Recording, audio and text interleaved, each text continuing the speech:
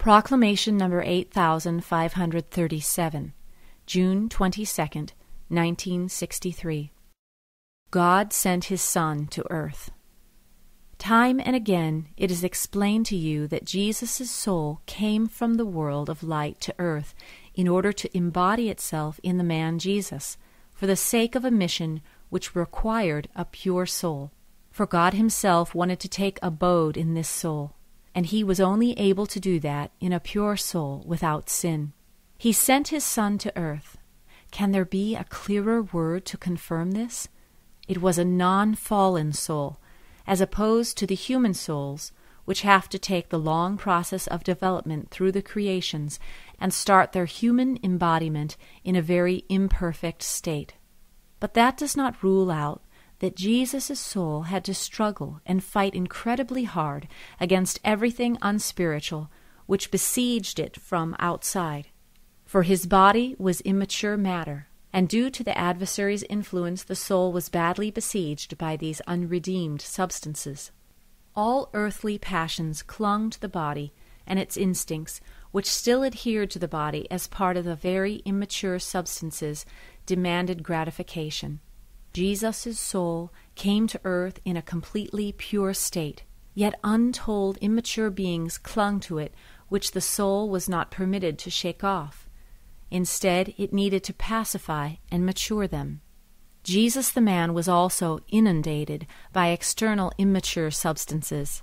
His environment so affected his soul that it had to endure the same inner battles a fallen soul has to endure. And therefore it is untrue that because of his perfect soul it had been easier for the man Jesus to accomplish this act of salvation. On the contrary, because it was pure and without sin, his soul suffered far more in the immature environment.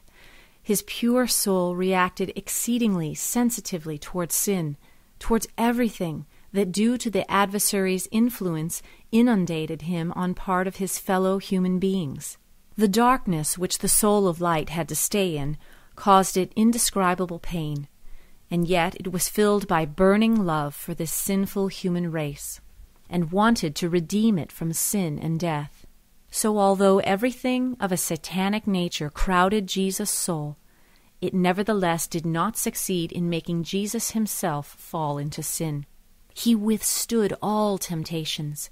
He fought against his adversary as well as against everything unspiritual pestering him. His love for his brothers in need did not diminish, and he also succeeded in spiritualizing his body's unspiritual substances through love, which constantly increased, and so filled the man Jesus that the external love itself took possession of him, which would never have been able to manifest itself in a sinful soul without causing it to perish. Why wouldn't you humans accept these words? He sent His Son to earth. That which comes from Him is perfect, and thus it is said, He came down to earth, and not He ascended from the abyss. Although Jesus' soul was surrounded by satanic elements to a great extent, they approached His soul from outside, and His soul nevertheless resisted them and did not allow itself to fall as God's adversary had intended. Regardless of whether He was pestered by His body's immature substances, or whether unredeemed beings were trying to cling to Him as Satan's emissaries, His pure soul resisted and fended off everything of a satanic nature, whereas it matured its body's immature substances so that it was able to join the soul in a spiritualized state when Jesus had accomplished His act of love. As soon the soul entered the realm of darkness, it was subjected to satanic forces, yet it did not succumb to them. It resisted them instead because it was full of love, and this love provided it with the strength to persevere until the end. However, the soul brought love along from above. It did not sacrifice love. Instead, it united itself increasingly more with the eternal love, and thus the unification took place, which should be every person's ultimate goal on earth. Jesus, the human being, deified Himself on earth through His great love and His extreme suffering and agonizing death. Yet he too had to struggle in order to attain this deification. It did not come any easier to him than any other person, for people also possess the divine spark of love and can constantly nourish and fan it into a bright flame. They can appeal to Jesus for help, whereas Jesus only ever drew strength from love. But this love sheltering within him was God himself. And then again, God was only able to shelter in a being without sin.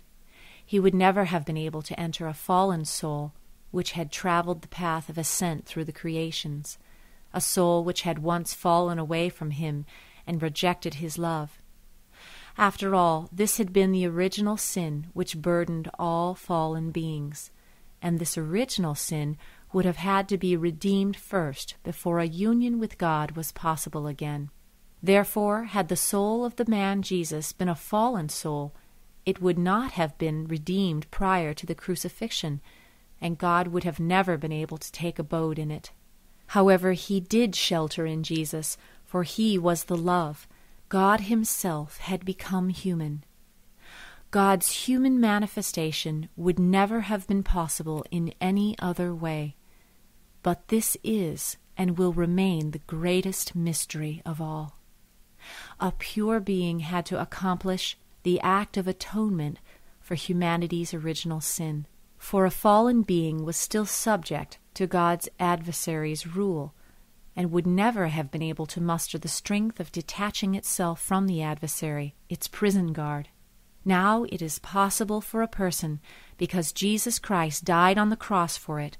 A soul of light had to take up the battle against the adversary, and Jesus won this battle because his strength was love, because he waged this battle in unity with God himself, the eternal love, and thus God himself redeemed the human race from sin and death. You humans need to be given the relevant information, for mistaken opinions will also lead to mistaken conclusions. Lucifer would not have had to fight against Jesus had he been in command of him, and every fallen soul is still subject to the adversary's control until it is redeemed by Jesus Christ. No fallen soul would ever have succeeded in defeating the adversary. The act of salvation had not been accomplished as yet, therefore Jesus' battle would have been unsuccessful. For a fallen being which had once resisted God's strength of love had indeed received a tiny spark of love from God, but it would never have fanned it into a bright flame, because the adversary would have stopped it, and because the being itself was too weak. You humans should understand that you lose yourselves in wrong thoughts if you don't let go of this opinion that Jesus' soul is Satan's share.